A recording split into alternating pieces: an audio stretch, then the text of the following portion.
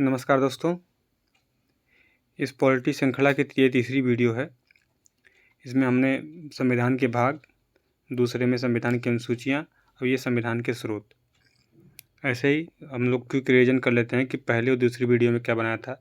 जैसे भाग 1 है, भाग 1 में आपने संघ और उसका राज्य क्षेत्र 1 से 4 तक देखा। भाग 2 में आपने नागरिकता आप देखी, वो 5 से 11। भाग 3 में मौलिक अधिकार 12 से 35।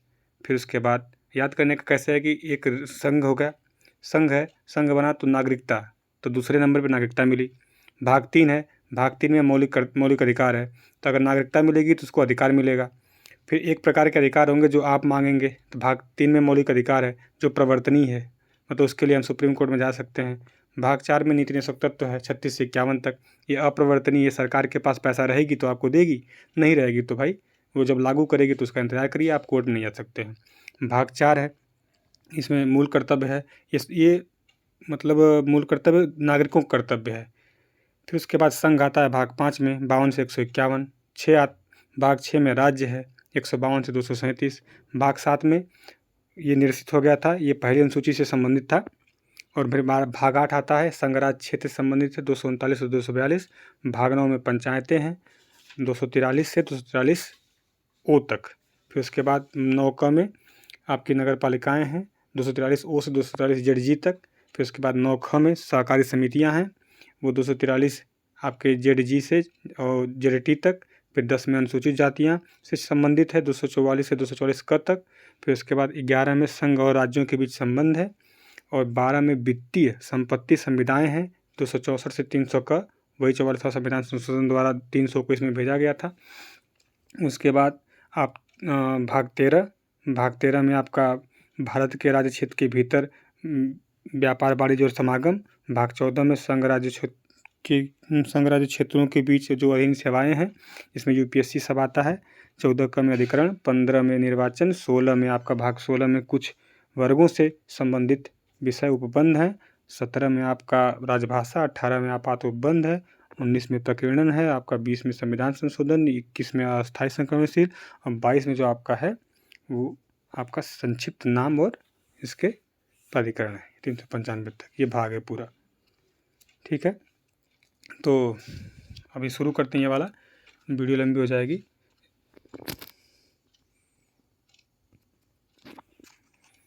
देखते हैं कि ये भारत शासन अधिनियम 1935 से क्या क्या हमारे संविधान में लिया गया है। भारत शासन अधिनियम से क्या क्या लिया गया है, ये संघीय तंत्र, ठीक है, और राज्यपालिका का कार्यकाल, राज्यपाल का, फिर न्यायपालिका हमारी है, लोक सेवा आयोग, आपातकालीन उपबंध और प्रशासनिक विवरण। ब्रिटेन के संविधान से संसदीय शासन, विधि का शासन, विधायी प्रक्रिया, एकल नागरिकता, मंत्रिमंडल प्रणाली, परमाधिकार लेख, संसदीय विशेषाधिकार और द्विसदनात्मक व्यवस्था यहाँ पे लोकसभा राज्यसभा।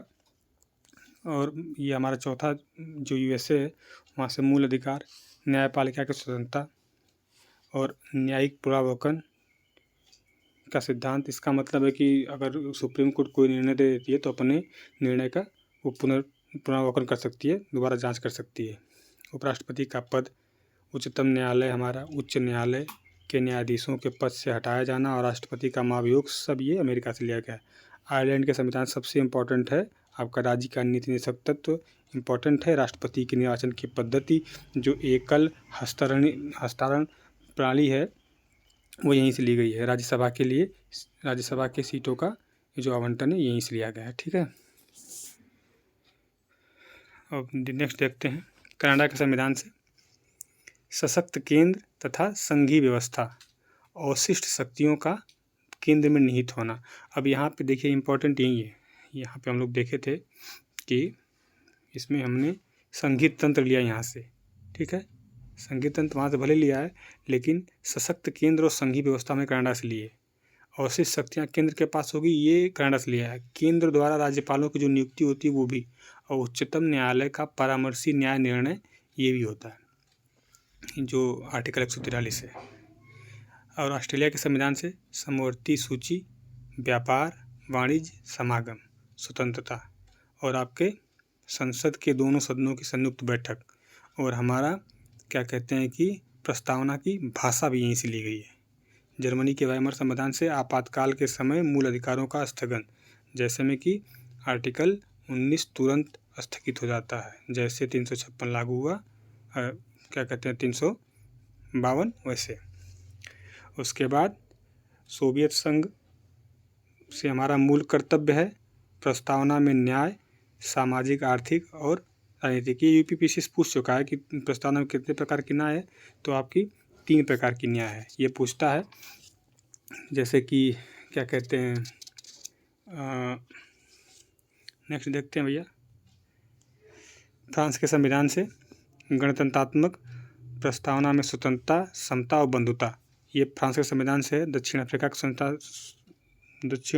अफ्रीका के संविधान से संविधान में संशोधन की प्रक्रिया, राज्यसभा के सदस्यों का निर्वाचन।